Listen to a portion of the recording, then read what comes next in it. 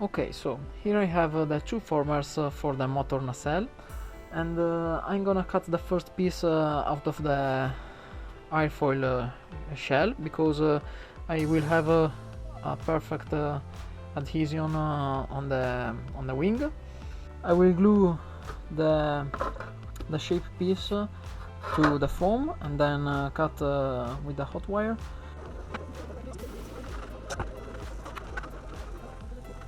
In order to form the shape of the motor nacelle, I'm going to cut the formers out of 6mm diaphragm. So this former right here, and also those. And then I'm going to apply them on the shell that I've cut it before, and fill the holes with expanded foam and shape it.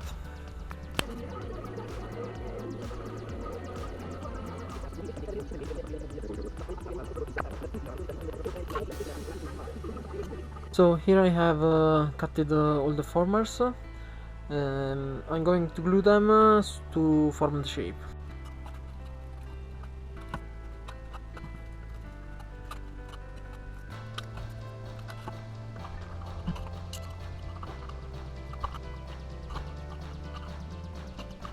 So now that I have all glued together, I'm going to fill the holes with the foam and then start to shape it. Here you can see that I have almost finished the shape of the motor nacelle, and now I'm going to cover them with packaging tape. Then I will apply a coat of fiberglass, and after the resin is cured, I will carve out all the foam to have only the fiberglass. Okay, here I have the two nacelle glassed.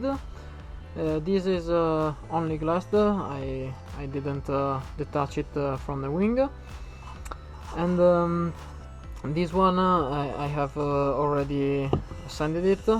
You can see here and here there are some holes because the fiberglass didn't attach very well to the tape. I will fill them with the fiberglass and epoxy, but from the inside. I will now brush them with epoxy filler made out with epoxy glue and talc powder, and to act as a body filler, and then I will melt the inside.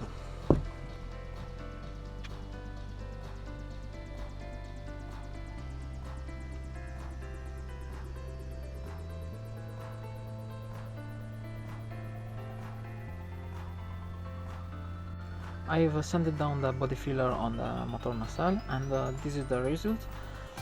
I've already opened the gear doors on them, and for doing that I traced the center line, and after designing the door I have cut them with tapered metal blade. This because it's easier to make the turns. I've already installed the landing gear on the nacelle, as you can see here, but I will cover this in another video. So here we are. Stay tuned for more videos on the B-25, and please like and subscribe if you want.